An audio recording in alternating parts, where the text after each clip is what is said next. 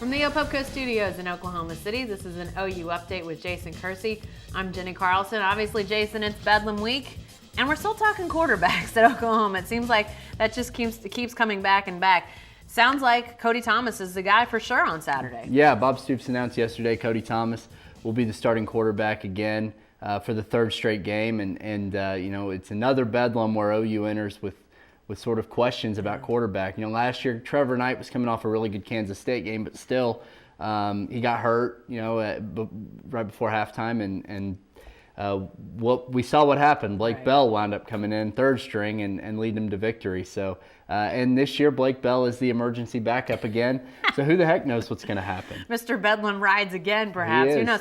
Cody Thomas, while seeing some rave reviews along the way from his Texas Tech performance, running the ball really well, hasn't really thrown it very well. You wrote a little bit about weather in his first two starts, not being great in either scenario.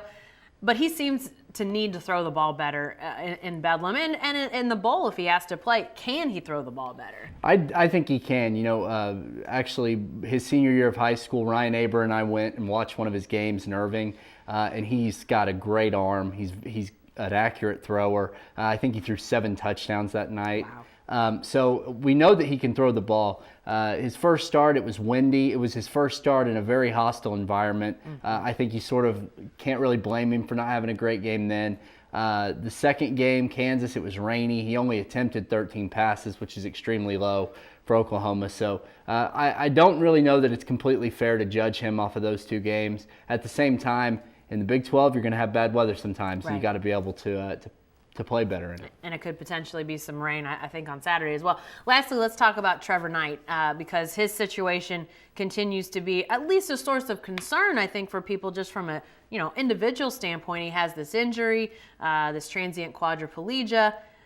It doesn't sound like he's in a position where he could play even if they wanted him out there. Yeah, the doctors haven't cleared him yet. It's a scary injury. That's, I said before, I couldn't imagine being temporarily paralyzed, what that would feel like and how scary that would be to try and get back out there. So I think they're going to be careful with him, and I think that's probably the right move. This particular injury has ended people's careers before. I don't think we're there yet with Trevor. I think they're waiting and seeing how he continues to respond. But at this point, he's not available for Bedlam, and Bob Stoops didn't sound all that confident that he'd be available for the bowl game either. All right, thanks, Jason.